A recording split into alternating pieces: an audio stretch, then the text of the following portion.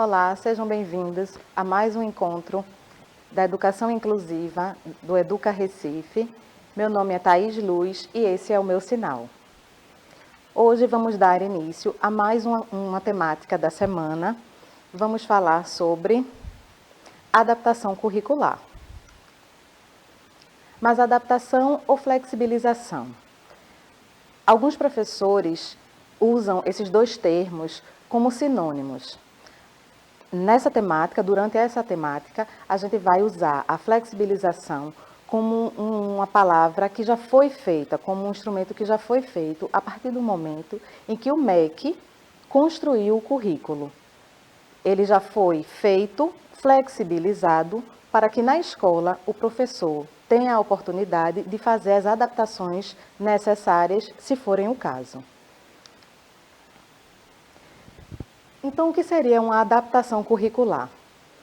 A adaptação curricular nada mais é do que ajustes feitos no currículo a fim de assegurar a aprendizagem de todos os estudantes de forma igualitária. Existem dois tipos de adaptação: a adaptação de grande porte e a adaptação de pequeno porte. A gente vai falar um pouco sobre a adaptação de grande porte. Essa adaptação, que seria o quê? Seria o acesso, seria a questão da acessibilidade para os estudantes com deficiência, dificuldade de locomoção, seriam materiais, equipamentos para estudantes com baixa visão ou cegos, intérprete de Libras. E a adaptação de pequeno porte, que seria a adaptação do currículo propriamente dito, usar mais recursos visuais, enriquecimento curricular, tempo extra na realização de atividades e usar fontes ampliadas. Isso que depende do professor. É a adaptação de pequeno porte que depende do professor. A de grande porte cabe a outras instâncias da escola, seja a direção da escola, enfim, não é feita pelo professor. E para quem seria feita essa adaptação? Bom, o professor pode encontrar uma diversidade de estudantes na sua sala. E aí a gente tem estudantes cegos, cadeirantes, surdos, com déficit de aprendizagem do ano anterior para o ano que ele está. Então, é para esse público que o professor irá fazer essa adaptação, se necessário. A adaptação ela não é obrigatória, certo? E como fazer?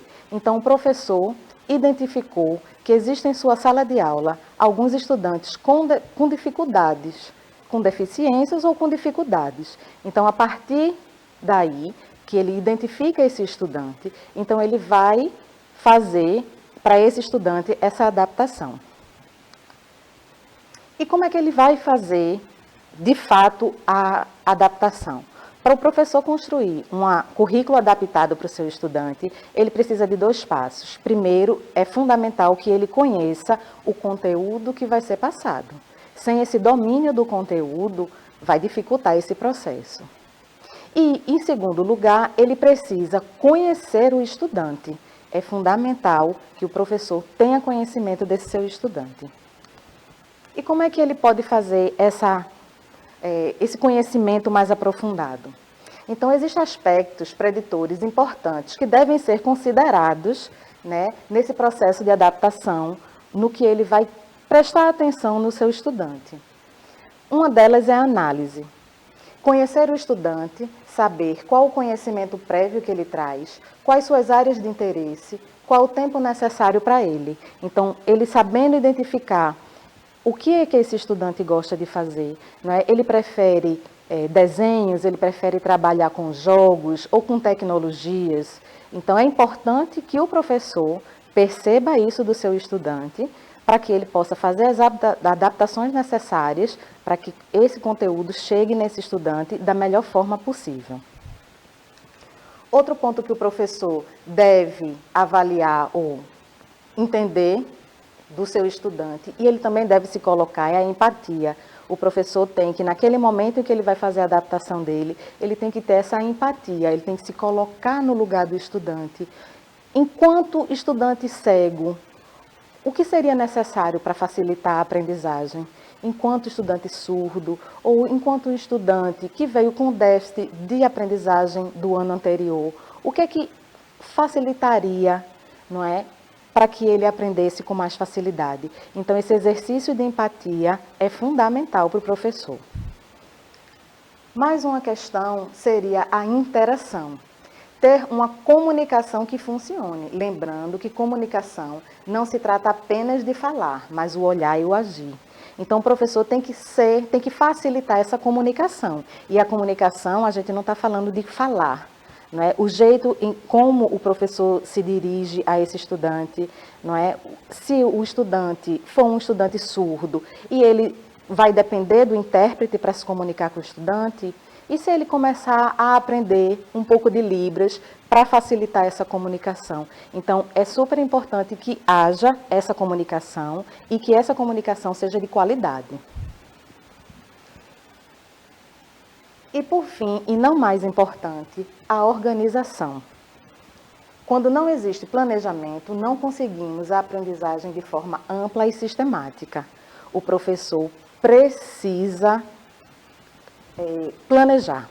Sem esse planejamento, os estudantes é como um barco à deriva, não é? Quando o capitão não tem o rumo que ele vai traçado no mapa dele, o barco fica à deriva e assim fica a sala de aula. O professor precisa ter esse planejamento para que a aula consiga fluir de uma maneira sistemática e que a aprendizagem seja garantida.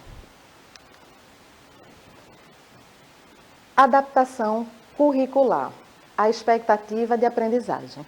Então, olha só, a gente viu o que seria uma adaptação curricular.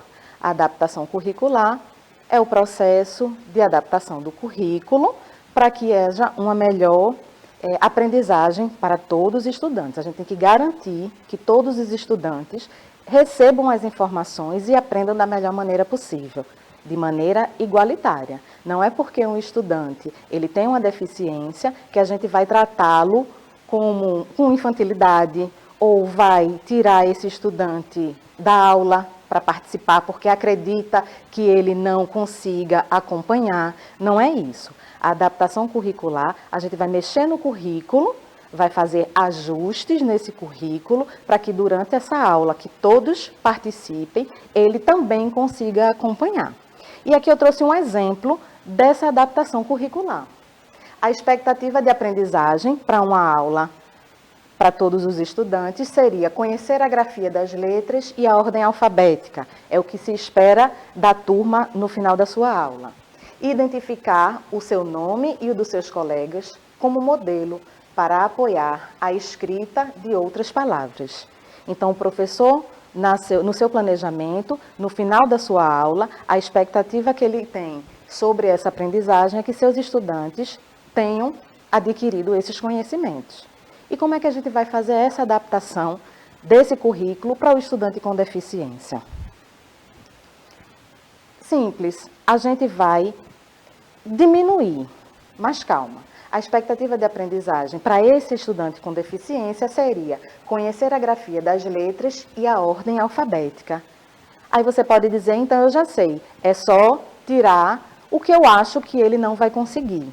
Calma, não é bem assim, tá? A gente vai continuar com os outros conteúdos, né, o que a gente quer, com os outros objetivos de aprendizagem. Naquele momento, esse estudante com deficiência, ele vai, nesse momento, apenas conhecer a grafia das letras e a ordem alfabética. Os demais estão construindo, adquirindo os outros conhecimentos. Mas ele não fugiu da aula, o tema é o mesmo, apenas foi simplificado. Não significa que ele, quando adquirir esse conhecimento, não vá se aprofundar mais e fazer o que os demais estavam fazendo. Então, identificar o seu nome, mas isso posteriormente, certo? Então, muito cuidado na hora da adaptação curricular.